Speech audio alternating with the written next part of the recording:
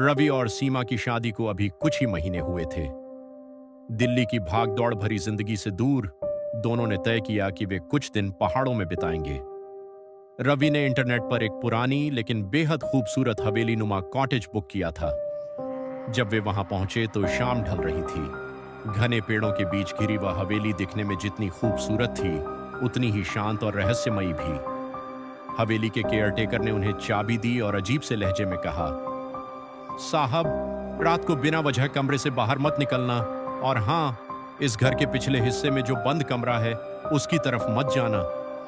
रवि ने उसकी बात को हल्के में लिया और हंसकर टाल दिया, लेकिन सीमा के मन में एक अजीब सी घबराहट बैठ गई। रात के करीब 12 बजे थे। बाहर तेज हवाएं चल रही थीं और पेड़ों की पत्तियां खिड़की से टकराकर अजीब आवाजें कर रही थीं। रवि गहरी नींद में सो रहा था, लेकिन सीमा की आंखें खुली थीं। अचानक उसे हवेली के पिछले हिस्से से किसी के रोने की धीमी आवाज सुनाई दी। वह आवाज इतनी दर्द भरी थी कि सीमा का दिल दहल गया। उसने रवि को जगाने की कोशिश की, लेकिन रवि बहुत थका हुआ था और गहरी नींद में था। डर और उत्सुकता के बीच झूलती हुई सीमा खुद को रोक नहीं पाई। उसने हाथ में मोबाइल की टॉर्च जलाई और दबे पांव कमरे से बाहर निकल आई। गलियारे में सन्नाटा था, सिर्फ उसके कदमों की आहट गूंज रही थी। जैसे जैसे वह पिछले हिस्से की तरफ बढ़ रही थी, रोने की आवाज और साफ होती जा रही थी। वह आवाज उसी बंद कमरे से आ रही थी जिसके लिए केयरटेकर ने मना किया था। कमरे का दरवाजा थोड़ा सा खुला हुआ था। सीमा ने कांपते हाथों से दरवाजे को धक्का दिया। कमरे के अंदर केवल एक पुरानी धूल जमी हुई पेंटिंग रखी थी, जिस पर एक कपड़े का पर्दा ढका हुआ था। रोने की आवाज अब बंद हो चुकी थी। घबराते हुए सीमा ने उस पेंटिंग से कपड़ा हटाया।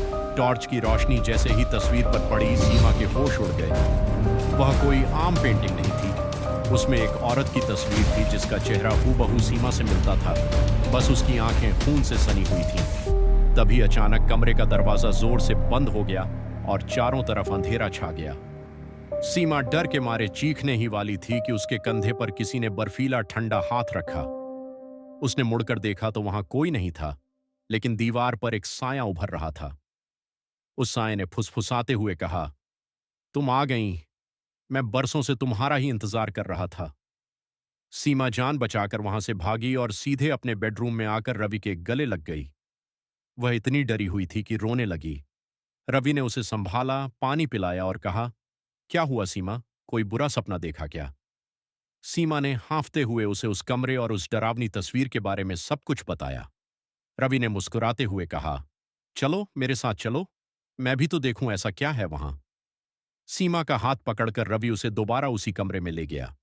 इस बार दरवाजा खुला हुआ था। रवि ने पेंटिंग से कपड़ा हटाया। सीमा ने डरते डरते आंखें खोलीं, लेकिन इस बार पेंटिंग देखकर उसकी चीख निकल गई। उस पेंटिंग में अब वो औरत अकेली नहीं थी। उस तस्वीर में वह औरत और कोई नहीं बल्कि खुद सीमा थी, और उसके ठीक पीछे मुस्कुराता हुआ एक आदमी खड़ा था, जिसका चेहरा हूबहू रवि जैसा था। सीमा ने झटके से पीछे मुड़कर अपने साथ खड़े रवि को देखा। उसके सामने खड़ा रवि अजीब तरह से मुस्कुरा रहा था।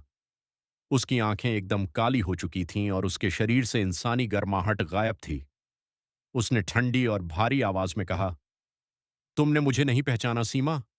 5 साल पहले इस हवेली में जो हादसा हुआ था, उसमें मैं तो मर गया था, लेकिन मेरी रूह यहीं तुम्हारा इंतजार कर रही थी, और जिसे तुम आज तक अपना पति समझ रही थीं, वो तो सिर्फ मेरा एक जरिया था तुम्हें यहां वापस लाने का।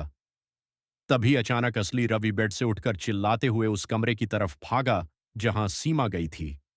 लेकिन जब तक वह वहां पहुंचता, कमरा अंदर से पूरी तरह खाली हो चुका था। दीवार पर टंगी उस पुरानी धूल भरी तस्वीर में अब दो नए चेहरे जुड़ चुके थे। एक मुस्कुराती हुई सीमा और उसके पीछे खड़ा एक साया,